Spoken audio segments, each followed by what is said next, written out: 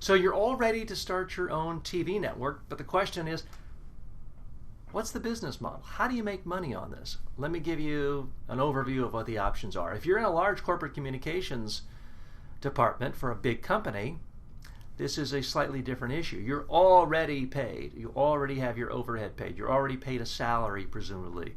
The office, the rent, the lights are already paid for. You're already creating lots of communication. Typically, it's in the form of lots of websites, lots of text, annual reports, brochures, position papers, more websites, press releases. In this situation, it's simply you continuing to do your job, but in a more sophisticated way using available technology. Anything you put in a text format for a press release or a website, in my view, you should be doing as a video. Anything you're putting out in a press release, you should have a video component for that.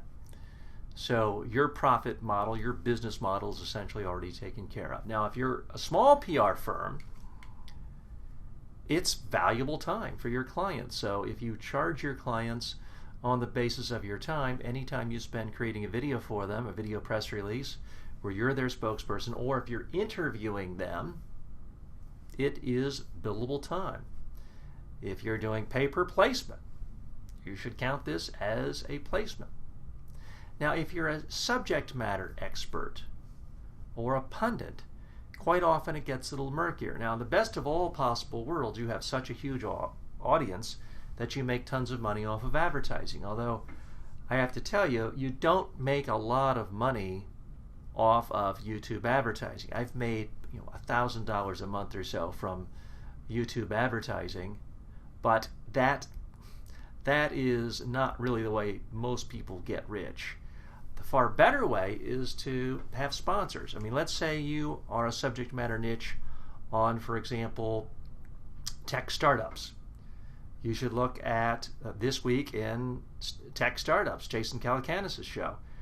It might not have millions of viewers on YouTube, but he is so focused on the startup community, it's become the place to reach that community. Therefore, he has tons and tons of sponsors. He sells out 6 months in advance, and he just delivers the ads right there in the show. And he'll have some of their products right there on his screen. He'll have them on the screen behind him. So that's a great way if you are a subject matter expert and you're really following a particular industry in a deep way. That's a much better way to make money than through traditional advertising, because you have to have so many millions of views in a month to really start making real money.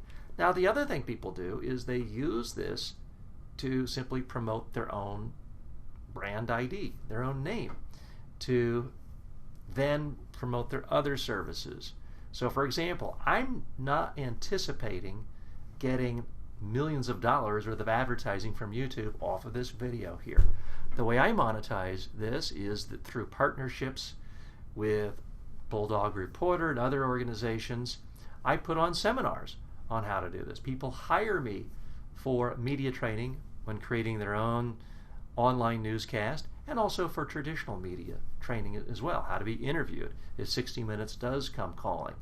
So I only have to have 1 or 2 views to this video. If it's the right 1 or 2 and people end up calling me and hiring me, that's how I make money.